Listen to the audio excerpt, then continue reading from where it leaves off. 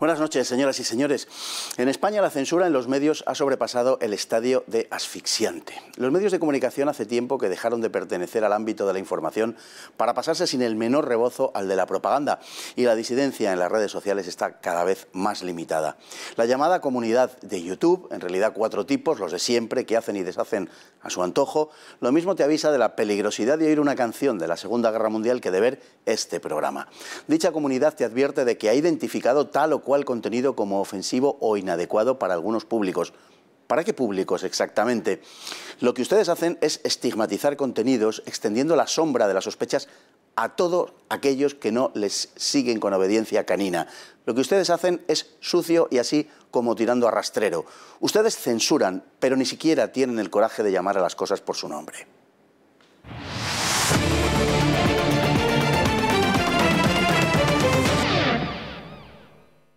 Y hablando de censura y de redes sociales y de represión a la libertad de expresión, en fin, y de muchas más cosas, tenemos al otro lado a doña Noelia de Trastámara.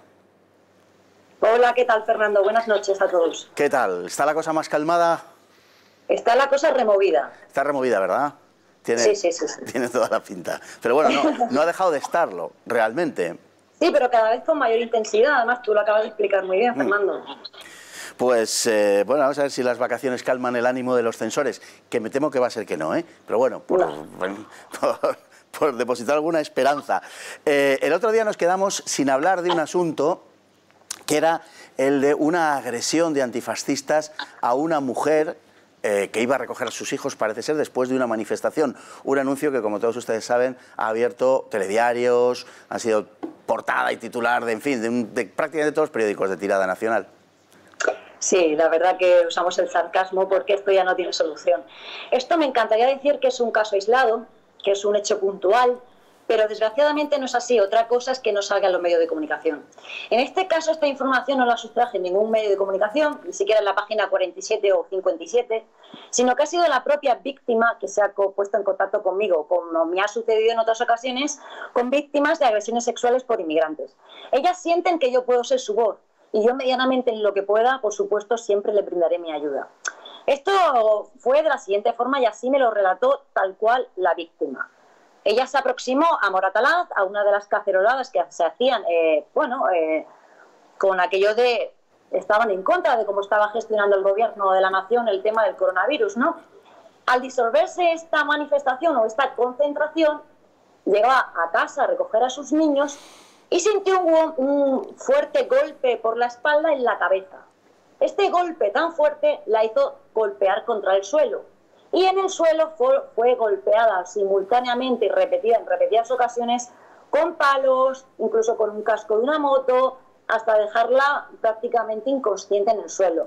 Múltiples contusiones, las costillas, es que he visto las fotografías. Las costillas, los glúteos, el rostro, hasta un oído sangraba, un golpetazo muy fuerte, ha perdido un poco de su sentido del oído. De hecho, gente que estaba allí, testigos, aseguraron que bajaron entre 2 y 3 coches, un total de 10 personas, entre ellas una señorita, una chica, que participó en la agresión. Es importante destacar que este grupo antifascista feminista selectivo, y digo feminista selectivo porque la mujer importa, la integridad de la mujer importa, dependiendo de qué mujer se trate o de quién sea el agresor. Estamos hablando de un grupo antifascista de Moratalaz que se llama Distrito 14, sí, que tiene una relación muy directa con Podemos. De hecho, sospechamos que recibe algún tipo de donación o ayuda del partido Podemos, ya que tiene una sede muy bien montada llamada La Bancarrota. Estos chicos, de hecho, le llaman los cachorros de Podemos y son los mismos que se presentaron en Galapagar para increpar, para agredir a los manifestantes allí o los que protestaban en la propia casa de Pablo Iglesias. Y esto se ha visto un poquito en los medios de comunicación. Es importante también señalar, Fernando, que estos grupos antifascistas, feministas, superan ya el ámbito de la violencia callejera para adentrarse literalmente en la violencia filoterrorista o terrorista directamente. Sí, también es importante señalar, Fernando, que según la Europol, y no hablamos solo de grupos antifascistas en España, sino a nivel mundial, Pero, según la Europol, en el año 2018, y hablo de 2018 porque en 2019 ya no se han publicado datos, se ve que no interesan publicarlos. Registros de 2018 se han cometido en suelo europeo 185 atentados de corte terrorista por grupos antifascistas. 185 frente a uno de extrema derecha, que seguro todos lo recordaréis. Aquel alemán que entró a una mezquita y tal y cual. Algo también sospechoso porque la información fue bastante sesgada. Todo el mundo escuchó ese acto terrorista supuestamente de extrema derecha, pero nadie ha escuchado hablar de los 185 casos de atentados terroristas provocados por grupos antifascistas. Y hablando de información sesgada, por cierto, porque no nos queda demasiado tiempo, pero nos gustaría hablar del listado de abusos sexuales, violaciones y asesinatos que se han producido en España en el año en el que estamos, en el año 2020. Porque arroja luz sobre bastantes cosas de lo que está pasando y que, por supuesto, los medios tratan de ocultar de todas las formas posibles. De hecho, la agencia EFE salió corriendo a desmentirme, incluso insultándome, alegando que me hacía acopio de la información de medios que no tenían credibilidad, cuando eso es absolutamente falso. Se nota que ni siquiera entraron a mi web. El año pasado yo dejé bien claro ese porcentaje, pero quiero haceros una mención de la lista a fecha de hoy, que acabo de actualizar para traerle aquí la exclusiva, por así decirlo. A fecha de hoy, 31 de julio, tenemos un total de 205 detenciones o en búsqueda, de los cuales 20 son españoles, supuestamente españoles, porque puede ser que tengan nacionalidad española, pero no sean españoles. 99 son extranjeros y 86 de nacionalidad desconocida. Esto hace que el 9,8% de estos casos sean españoles, y no tenemos la certeza que sean españoles. Y cuando digo nacionalidad desconocida, y quiero ser muy breve, es porque el medio de comunicación omite o no da más señas de los delincuentes o de los agresores en este caso. Claro, que como en alguna ocasión... Estamos hablando también de las manadas. Claro, que como en alguna ocasión hemos dicho... Fecha de hoy... Perdón, dime. No, simplemente que como en alguna ocasión hemos dicho, normalmente cuando no se da la nacionalidad ya sabemos por qué razones. Efectivamente. Manadas a fecha de hoy tenemos 18, de las cuales ni una sola es un español o pertenece a un grupo de españoles. O sea, que y esto es algo que no se dice en los medios de comunicación. Esto es algo que han intentado silenciarme por activa o por pasiva. Esta lista, este trabajo, está sacado directamente de los medios de comunicación. De hecho, quien no crea en esta lista, quien no confíe en la veracidad de esto, puede entrar a mi página web que le llevará a la fecha, al caso y al enlace directo a un medio de comunicación que ya me he ocupado de que sea un medio de comunicación que la sociedad española la tenga como solvente o que tenga una seria credibilidad. Para evitarme que la izquierda me acusara de obtener esta información de medios poco fiables, Lo que suelen hacer es embarrar el campo, ¿no? Es decir, ellos dicen que mientes porque esa no es la cifra de los malos tratos. Y tú no estás diciendo que sea la cifra de los malos tratos, sino de los abusos sexuales, de las violaciones y de los asesinatos. Tenemos que señalar también que hablamos que de la población inmigrante hablamos que son un 12%. Eso es. Esto es importante. Sí, no, es fundamental para entender la proporción que hay entre los delitos que cometen unos y otros. Y además hay que tener en cuenta que entre los españoles, los llamados españoles, unos cuantos son nacionalizados. También conviene subrayar eso. Exacto, así es. Pues Noelia, no tenemos tiempo para más. Te quiero mandar un fuerte saludo, un fuerte abrazo y esperar que pases un verano. Con que lo pases la mitad de lo bien que mereces, lo vas a pasar estupendamente bien, aunque sea con Bozal, que siempre es un poco menos verano, pero en fin. Muchas gracias, Fernando. Te deseo lo mismo y que descanses, que bien merecido lo tienes también. Igualmente. Muchas gracias. Un abrazo. Nosotros nos vamos a publicidad.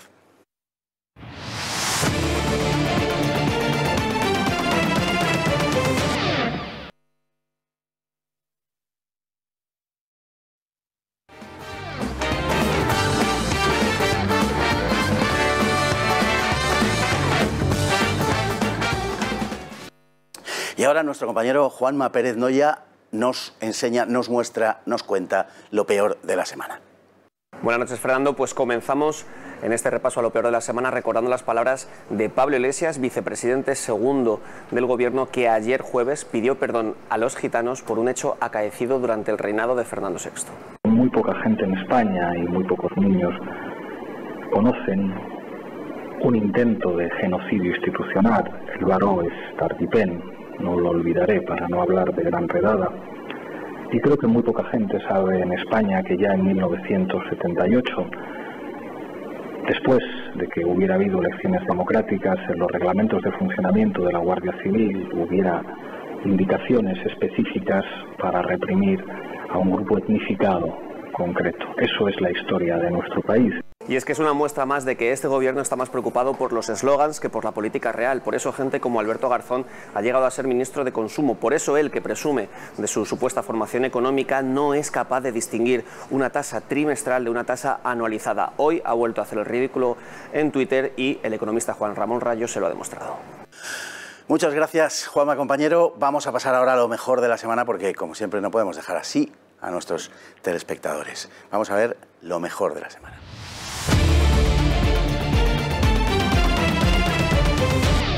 Bueno, una de las cosas que más me llaman la atención al entrar en este asunto, al entrar en este tema, es que hay un gran número de gente, pero claro, la gente normalmente no nace vegana, quiero decir, no es educada de forma vegana, sino que en algún momento a lo largo de su vida llega al veganismo.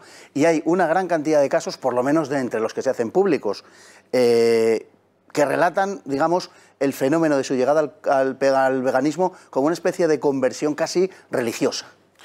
Sí, lo que acabamos de ver en la pieza de vídeo efectivamente es eso, es una secta religiosa cristiana protestante que tiene más de 20 y tantos millones de adeptos por el mundo, o sea, no es cosa menor. Los adventistas hablamos. Los adventistas del séptimo día.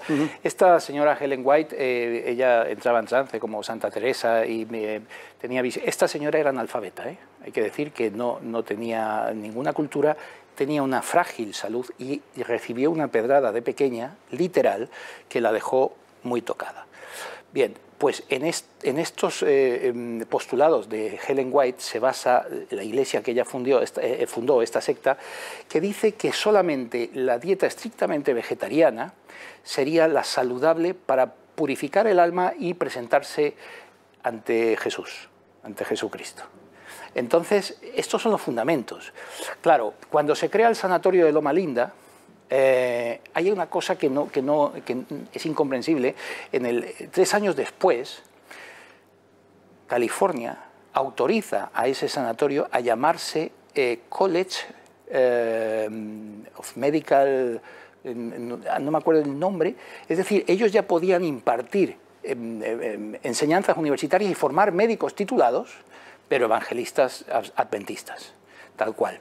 Y posteriormente ellos directamente forman su anhelada escuela de nutrición, una de las 8 que compondrían ese college, y forman a todos los nutricionistas de Estados Unidos, de América, a todos.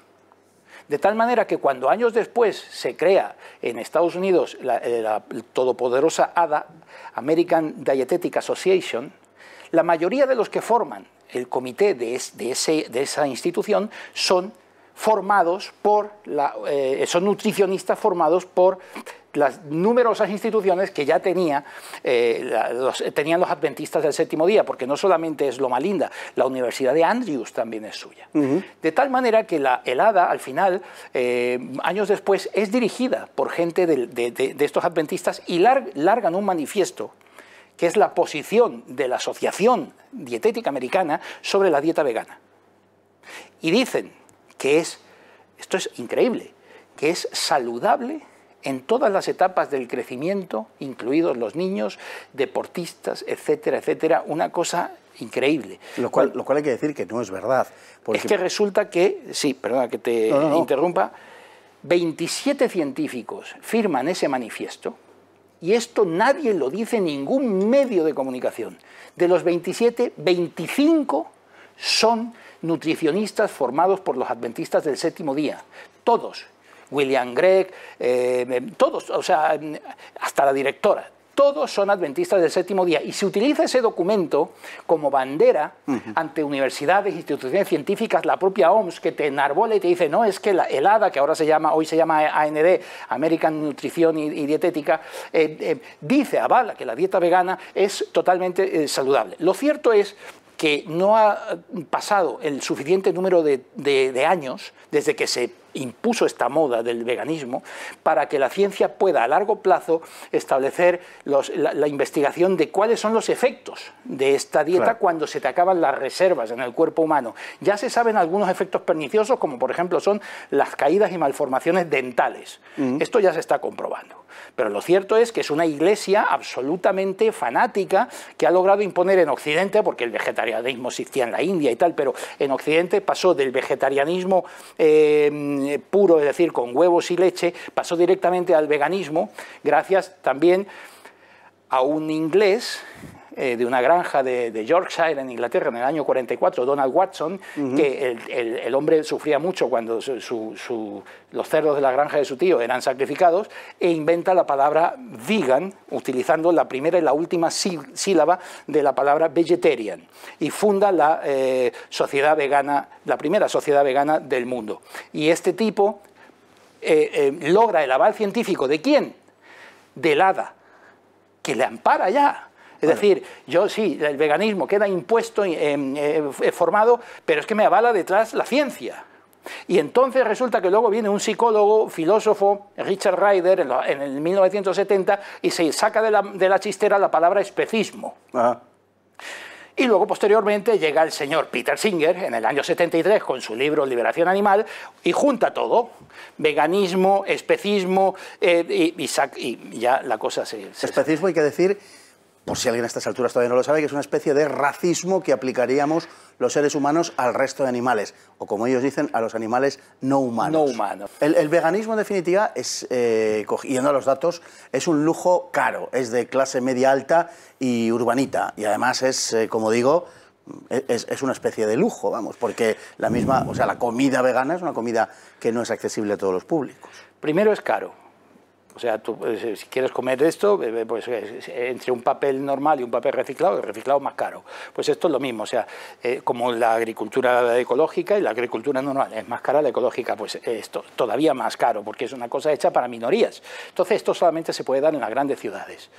Y es una dieta absolutamente artificial, totalmente artificial, porque tú tienes que suplementarte para todo. Claro.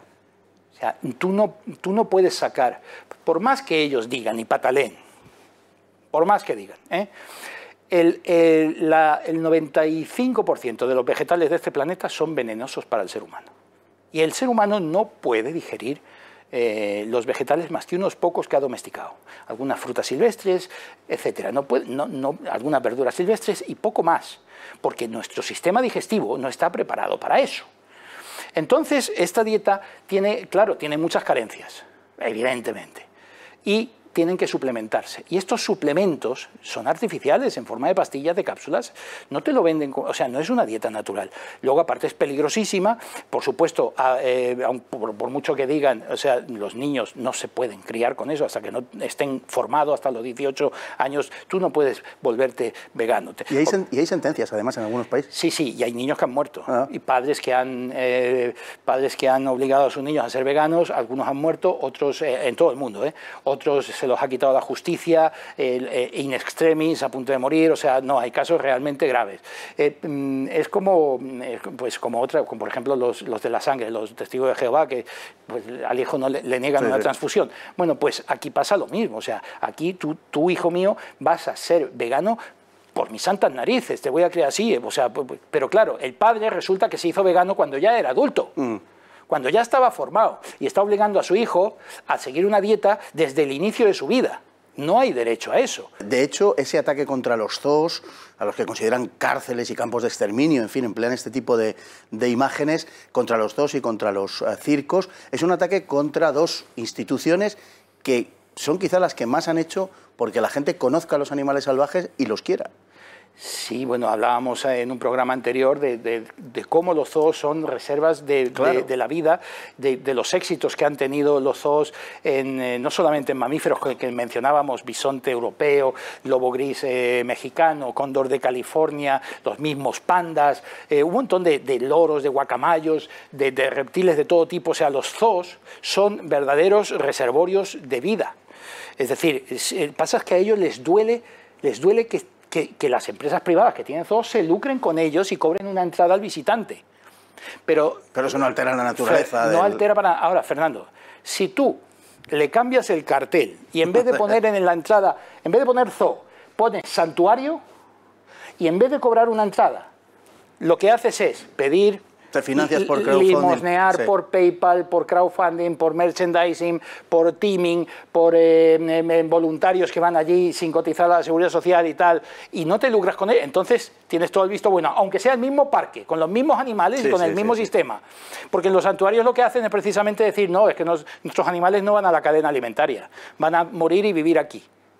Y claro, vale, no entran en la cadena alimentaria, pero el negocio es el mismo. De hecho, en las piezas estas que habían pasado hace poco en una cadena de estas tipas de las gallinas, hablando del tema de los bisones hace poco, saltaron de uñas cuando Fran Rivera, que estaba en plató, les dijo, sí, os debe de costar mucho vivir de esto. Saltaron como tigres con las uñas, saltó la chica esta del vídeo de los gallos violados diciendo que eso era mentira, que cómo podía ser, que no sé qué, porque claro, les das donde duele. Es que tú hasta vives del mismo negocio, solamente que disfrazada. Hay un aspecto particularmente nauseabundo en todo esto, más allá de los crímenes, como es natural, que es el comportamiento de la llamada, bastante pomposamente, por cierto, las más de las ocasiones, la comunidad internacional. A Kofi Annan lo defines como a un Calígula moderno, el papel de Mandela también es un papel bastante lamentable, y el del presidente Bill Clinton, que se desentendió de todo aquello. Terrible, se juntaron el hambre con las ganas de comer.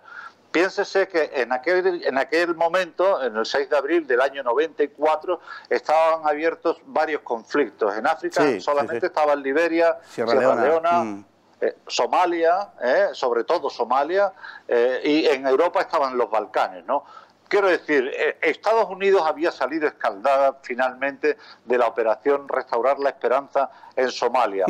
El derribo de los Black Hawk famosos se había producido en octubre del año 93, apenas 6 meses antes. A partir de ahí Estados Unidos ya no quiso saber nada más de intervenciones humanitarias. Así que Clinton se negó por completo a la intervención y frenó una y otra vez los intentos del secretario general de Naciones Unidas, Boutros Ghali, de prestar ayuda y atención a aquel conflicto que arrancó de una forma tan terrorífica que fue como una explosión de un caballo de carrera, ¿no? Que murió en 100 días porque quedó exhausto, ¿no? de la brutalidad desplegada en 100 días. Pero hay quien jugó el papel de cancerbero de Clinton, fue un personaje que efectivamente a mí me parece de lo más penoso y lamentable de la política mundial, ¿no? Que fue Kofi Annan, un tipo que fue enterrado hace poco más de 2 años aproximadamente, en el 2018, sí, y que fue enterrado entre logor y gloria, y que a mí me parece un canalla absoluto, que si algún día me lo encuentro en el infierno se las tendrá que ver conmigo, aunque espero que también con las víctimas de aquella hecatombe, ¿no? En la Constitución, además, del 2011... el rey se reserva la conformidad de las leyes que se aprueban, digamos, su ajuste con las leyes de carácter religioso. Sí, digamos que hay una especie de control de religiosidad, podríamos decirlo así, un control de coranidad, si quieren decirlo de otra manera, y digamos ese control se ejerce por un consejo de ulemas, de maestros coránicos que por supuesto son designados por el propio rey, es decir, que hacen lo que él diga, ¿no? Al hilo de la actualidad, no podemos ignorar que están últimamente cayendo en cascada o alzándose las acusaciones contra el rey emérito, contra Juan Carlos I, y se le está acusando de todo, pero en fin, la prensa le está acusando de todo, la misma prensa que antes le exoneraba absolutamente de todo. Y en fin, ya sabemos lo que pasa, pero me llama la atención que no haya salido absolutamente ninguna acusación referida a su amistad con Hassan II o al asunto de Marruecos, que lo tenemos aquí muy cerca. Y, en fin, me da que pensar con respecto a la influencia que Marruecos tiene en España. Es curioso, sí, porque sí que ha salido algún dato que denunció Corina. Bueno, aunque la credibilidad de Corina pues es tanta como la del antiguo jefe de Estado, ¿no? Pero digo que se lanzó alguna acusación de que Mohamed VI hizo algún obsequio, sí, pero efectivamente no se dice nada. No se dice absolutamente nada sobre la relación con Hassan II. Y bueno, esto es un episodio sobre el que se ha hecho un gran silencio y un gran ocultamiento, pero ya en el momento de la traición, de la entrega del Sáhara a Marruecos, ya entonces hablamos de finales del 75, comienzos del 76, ya hubo denuncias que fueron muy silenciadas de que Juan Carlos tuvo algún tipo de compensación económica por parte de Hassan II. Si esto es así o no, pues yo no lo sé. No ha habido pruebas o documentos, ¿no? Pero bueno, el hecho es que esos rumores circularon en esa época y luego desaparecieron totalmente. También es cierto que el que entonces era la mano o el hombro derecho, porque era manco, del rey, Prado Colón de Carvajal, pues era un individuo de muchos negocios, y que también es cierto que en el momento en que Felipe González llega al poder, el Estado español empieza una política que en su momento pues se nos vendió como una política muy avanzada, y que era la de perdonar la deuda de otros países. Quienes tienen cierta edad se acordarán que siempre el gobierno de aquel entonces vendía como un gran éxito en sus visitas a otro país que les hemos perdonado la deuda. Basta ver qué países nos la perdonan a nosotros ahora. Digo, para poner en contexto el acierto de toda esa política, ¿verdad? Entonces, una parte de la deuda, y este es un episodio sobre el que apenas se ha hablado, hay un estudio del profesor Martínez Milán, que creo que es el único que ha tratado este tema, sobre la deuda que tenía Marruecos con el Instituto Nacional de Industria, el INI. Porque, como se sabe, en la entrega del Sáhara se dio a Marruecos el 65% de Fosbucra, la empresa de fosfatos, y hasta donde yo sé, ese 65% nunca se pagó. Así es. Ya no solo es que después Marruecos, tras hacerse con la empresa, no nos hiciera partícipes de los beneficios con el argumento poco creíble de que la empresa tenía pérdidas.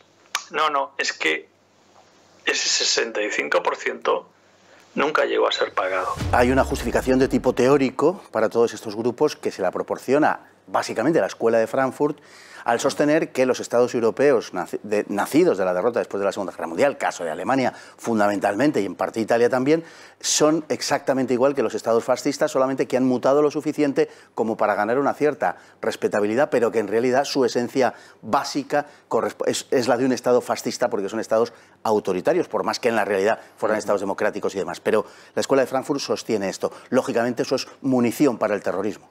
Totalmente, y sobre todo cuando, precisamente por la proximidad con la Segunda Guerra Mundial, muchos miembros de aquella clase política, pues bueno, habían tenido edad para poder, bueno, formar parte de los ejércitos en la Segunda Guerra Mundial. Tenemos en cuenta que incluso Helmut Schmidt, primer ministro de la socialdemocracia alemana, había sido capitán de la Wehrmacht, ¿no? Entonces, todo aquello parecía probar, podemos decir, bueno, aquí ha habido una mutación y en realidad seguimos estando bajo una tiranía totalitaria de signo fascista, ¿no? Bueno, y es que además, incluso en este documento, habla abiertamente a favor de la OMS, como si fuera la Organización Mundial de la Salud, que bueno, ya hemos visto todo cómo actuar en la pandemia, e incluso con anterioridad durante mucho tiempo, que no es precisamente una entidad evangelizadora ni ejemplar por ninguna razón, ni filantrópica, y mucho menos filantrópica, y habla también adoptando el lenguaje del globalismo. Es que es imposible de distinguir un lenguaje del otro. Es una cosa, como digo, que causa verdadero asombro y estupor en amplios sectores católicos. Bueno, es que dijo Jesucristo que a vosotros os perseguirá el mundo porque me seguís a mí, y si el mundo nos persigue es que no me seguís. Y dices, bueno, a mí lamento que la Iglesia, como católico, como bautizado, pues la Iglesia esté adoptando este mensaje absurdo de adhesión absoluta a un sistema que se está desmoronando y que está mostrando su fracaso sin ton ni son. Por ejemplo, otro asunto que también es un escándalo es el acuerdo de la Iglesia Católica con la dictadura comunista china, que ha supuesto el abandono de los católicos chinos que se han mantenido fieles y no se han unido a la Iglesia nacional, a la Iglesia cismática patrocinada por esta dictadura comunista. Pues ¿para qué? Pues para que el Papa pueda hacer un viaje a China, para predicar no se sabe qué. Además, una China que, como hemos visto durante el confinamiento, ha recibido los elogios de ese gran benefactor de la humanidad, ironía, que es Bill Gates. O sea, que le ha puesto como ejemplo al gobierno chino frente al gobierno norteamericano sobre la manera de combatir la pandemia. Hombre, alguna responsabilidad tendrá este gobierno chino comunista en el nacimiento de esta pandemia, más que el cambio climático o más que la explotación ganadera, en el nacimiento de este virus, el nacimiento y la difusión de este virus. Bueno, y hay un último aspecto también que ha salido estos días a la luz, y es la llamada a legalizar la inmigración ilegal, exactamente en los mismos términos en los que lo está planteando el globalismo. No hay diferencia entre lo que proponen y lo que se aprobó o lo que se acordó en la cumbre de Marrakech de noviembre del 18. O sea, es una cosa verdaderamente asombrosa. Yo espero de la Iglesia que sea capaz de señalar, o sea, las culpas que tenemos cada uno, pues en las desgracias que sufre la humanidad, pues en la pobreza, en las injusticias. En este asunto de la inmigración, la Iglesia, encabezada por el Papa Bergoglio, no se limita a hablar de la inmigración en los términos en los que lo hacen por las terminales del globalismo, sino que es idéntico. O sea, nunca dice que tengan culpa de las muertes en el Mediterráneo, por ejemplo, los países de origen de esos inmigrantes y los países de los que zarpan las pateras, que en este caso pues son Marruecos, Argelia, Libia. Hay algunos obispos africanos que se atreven a romper este discurso monocorde, y ellos mismos reconocen que la responsabilidad mayor en la inmigración, que está privando de sus mejores personas, de los más preparados, los más dispuestos a emprender, a tomar riesgos, son los gobiernos que hay en esos países, en Nigeria, en Senegal, en el Congo, y que tienen mucha responsabilidad esos gobiernos. Me acuerdo que hubo hace unos años, con motivo de los aniversarios de las independencias de los años 60, hubo una conferencia episcopal, no sé si en la República Centroafricana, que dijo que ya estaba bien de culpar al colonialismo y de lo que pasaba en estos países, que ya llevaban 50 años de independencia y que ya la responsabilidad por lo que hubiese en los países era propia. Claro, echarle la culpa a la inmigración, a los países occidentales que no abren sus fronteras, contribuye a quitar responsabilidades a los gobernantes locales. Con la que está cayendo, y Fernando Simón felicitándose de que los belgas y los británicos aconsejen no venir a España, de verdad que es para no creerlo. Cuando se pierde la base de la racionalidad es imposible todo debate. Sí, desde luego. La verdad que lo que estamos viviendo en España no tiene parangón en ningún país de nuestro entorno, ¿no? Celebrar que un país como España, cuyo 13% del PIB depende del turismo, celebrar que no vengan turistas británicos o turistas belgas, desde luego que, en fin, solo cabe en una persona que no está muy bien de la cabeza, como es el señor Fernando Simón, que yo personalmente creo que de verdad que este hombre no está bien. Ya no pienso ni que sea perverso ni que sea malo, sino que simplemente es un loco al que, pues en fin, desgraciadamente le han dado un puesto de responsabilidad muy importante. Comparto su visión, porque no hay otra forma de explicar las cosas que el señor Simón dice, porque todavía no sabemos qué es lo que quiso decir, porque claro, si lo tomamos al pie de la letra es una locura. Se está riendo de gente que está perdiendo puestos de trabajo por millones. Así es, sí, porque decía que no nos quitaba el riesgo de casos importados, pero bueno, ya en muchos países se están aplicando pruebas PCR que se pueden pedir en origen o en destino para que puedan llegar turistas. Lo que pasa es que aquí en España se nos ha vendido que no se puede hacer una balanza entre seguridad y turismo, lo cual es falso. En muchos otros países, de hecho estamos viendo los números, ¿no? España, desgraciadamente, una vez más, somos el país de Europa que ahora mismo estamos liderando la tabla en nuevos casos, en nuevos contagios, ¿no? Pero bueno, es triste que esto ocurra porque, sobre todo, como bien decía, son miles de familias las que dependen de esto y que muchas veces viven precisamente los ingresos que obtienen en los meses de junio, julio y agosto, ¿no? Claro. Y que este año no van a tener ingresos. Bueno, aquí no solamente no hacemos pruebas, sino que lo que hemos establecido es un procedimiento de revisiones visuales de turistas. Sí, un sistema puntero, desde luego. Un sistema puntero que no ha tenido a bien copiar el resto de países. A mí la impresión que me da, de verdad, es que fingen estar encantados, pero en el fondo saben que se van a comer la reforma laboral del Partido Popular y además incluso que van a tener que profundizar en ese tipo de reformas. Todo ha sido una puesta en escena absolutamente intragable. Uno, en cualquier país normal, estaría tentado de pensar que esto va a tener muy poco recorrido en materia propagandística, pero en España yo no me atrevo a decirlo. Efectivamente, en España eso no se puede decir.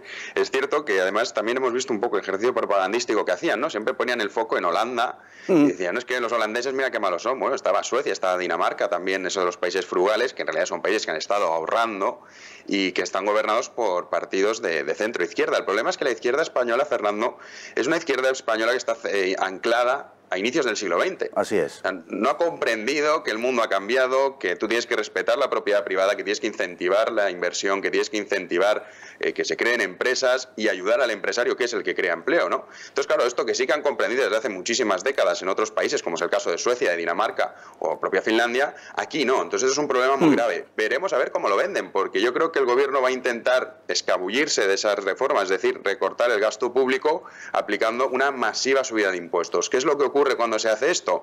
Que cuando el gobierno, todo este tipo de previsiones que se hacen de vamos a recaudar 10.000 millones o 20.000 millones, con esta subida de impuestos siempre es muchísimo menor, ¿no? Entonces, claro, en España tenemos una situación que además es más compleja, que mucha gente hace la comparación con 2008, porque ya tenemos una tasa de paro que está en torno al 16%, tenemos muchísimas personas que en cuanto terminen los ERTEs pasarán a sufrir un ERE, es decir, se irán al paro, y claro, son personas que dejan de dar dinero al Estado y tienen que recibir una nómina pública. Ahora mismo en España pagamos todos los meses 14 millones de nóminas públicas soportadas por 13 millones de personas, 13 millones y medio que trabajan en el sector privado. Esto es inviable. Esto es inviable y esto es un país quebrado de facto. Sí. Lo único que ahora lo que toca pues es ajustar todo este tipo de recortes en el gasto público y, por supuesto, intentar, que yo creo que no veremos con este gobierno, que las pequeñas y medianas empresas y la clase media no se vea asfixiada, porque realmente en España es un país de pymes. El 99% son pymes y, desde luego, ahora mismo están viviendo una situación trágica porque los impuestos siguen siendo muy elevados, no se les ha ayudado absolutamente nada. De hecho, España es el único país que se niega a bajar impuestos, hasta propia Italia, que en fin, que es también un estandarte del estatismo, ¿no? Y de la intervención y el aumento de impuestos. Hasta Italia ha hecho un plan para reducir impuestos. A mí me da la impresión de verdad de que todo esto es una gran locura y lo que no sé es cuándo esto se va a detener o quién va a parar esto, porque vamos camino al abismo de una forma que está absolutamente cantado. Y yo no sé si hasta qué punto se va a poder aguantar esto. Ahora anuncian subidas de impuestos sobre una clase media, sobre una clase trabajadora, sobre autónomos que ya no tienen ninguna capacidad mayor de tributar más. Es que es imposible. Es que va a ser sobre la situación de desastre la asfixia absoluta. Así es, porque aquí, por ejemplo, en la crisis del 2008 había gente que, digamos, tenía ahorros y entonces pudo un poco capear la situación, pero es que la gente no se ha podido recuperar. Esa clase media, esa clase trabajadora no ha podido recuperar esos índices de ahorro que teníamos previamente en la crisis del 2008. Entonces es gente que vive al día y que si no tiene una nómina pasa directamente a no tener ningún tipo de ingresos y no tiene ahorros para poder hacer frente a los gastos que tengan que llevar, ya sea el alquiler, ya sea el pago del coche, etcétera, etcétera. Entonces, claro, esto de subir impuestos es una auténtica locura, pero desde luego que este gobierno, ya lo veíamos, lo que pasa es que la pandemia ha acelerado todo esto, pero este gobierno iba destinado a eso, a crear una sociedad clientelar, a crear una Andalucía a nivel nacional.